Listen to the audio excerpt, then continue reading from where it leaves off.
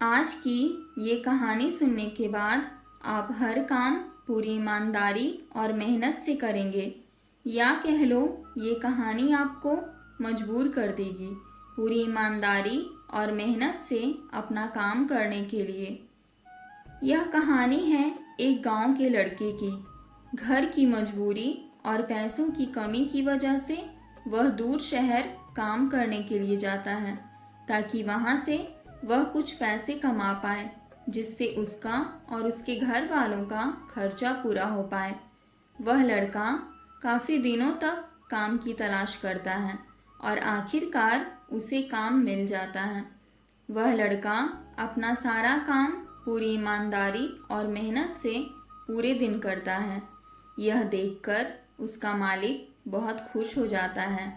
अब 6 महीनों तक ऐसे ही चलता है। 6 महीने बाद वह लड़का अपने मालिक को कहता है, अब मैं कुछ दिनों के लिए वापस अपने घर जाना चाहता हूँ।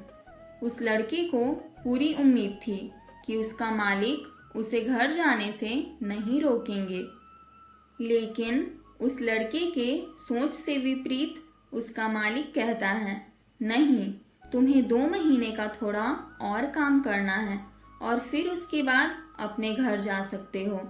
लड़के को थोड़ा गुस्सा आता है, लेकिन वह अपने गुस्से को शांत करके मालिक से पूछता है, बताइए मालिक, कौन सा काम करना है। उसका मालिक कहता है, हमें एक घर खरीदना है। तुम पूरे शहर में घूमो और तुम्हें जो सबसे अच्छा घर लगे वह खरीद लो, और जैसे ही यह काम खत्म हो जाता है तुम वापस अपने घर कुछ दिनों के लिए जा सकते हो। यह सुनकर वह गांव का लड़का बहुत खुश हो जाता है और जल्दी जल्दी घर को खरीदने का काम खत्म कर देता है। वह मालिक के पास जाता है और कहता है, मालिक, मैंने सबसे अच्छा घर आपके लिए खरीद लिया है। मालिक हैरान हो जाता है और कहता है, सिर्फ 10 दिनों में तुमने अच्छा सा घर खरीद भी लिया। गांव का लड़का कहता है, हाँ मालिक, ये घर काफ़ी बढ़िया था, इसलिए मैंने खरीद लिया। और कहता है कि क्या अब मैं अपने घर कुछ दिनों के लिए वापस जा सकता हूँ। मालिक कहता है, नहीं, तुम सिर्फ 2 दिन के लिए अपने घर वापस जा सकते हो। गांव का लड़का कहता है, अरे मालिक, मुझे गांव जाने में ही 1 दिन लगेगा, तो कैसे भला मैं 2 दिनों में वापस आ जाऊं। मुझे मेरे परिवार के साथ वक्त भी बिताना है। मालिक खुश होकर कहता है कि अब से तुम हमेशा अपने परिवार के साथ ही रहोगे। जो घर मैंने तुम्हें खरीदने के लिए कहा था, वह घर तुम्हारे और तुम्हारे परिवार के लिए मेरे तरफ से एक तोहफा है।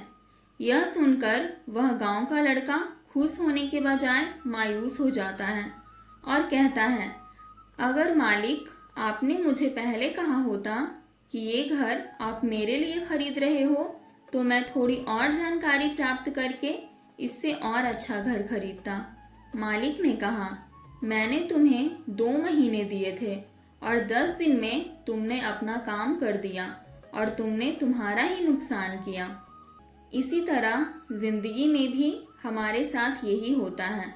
कहानी में जो मालिक था वह असल में वक्त था, और हमेशा वक्त जाने के बाद कहते हैं कि अगर मुझे पता होता तो मैं इससे भी अच्छा करता।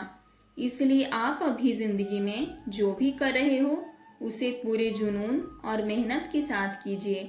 क्या पता आप आज जो काम कर रहे हो वो आने वाले समय में आपकी ज़िंदगी बदल दे। श्री कृष्ण कहते हैं, आज मेहनत कमाई से ज़्यादा करो, एक दिन कमाई मेहनत से ज़्यादा होगी। देख लेना, जिंदगी में मेहनत से मिले फल का स्वाद किस्मत से मिले फल के स्वाद से ज़्यादा मीठा लगेगा। यदि कड़ी मेहनत आपका हथियार है तो सफलता आपकी गुलाम हो जाएगी।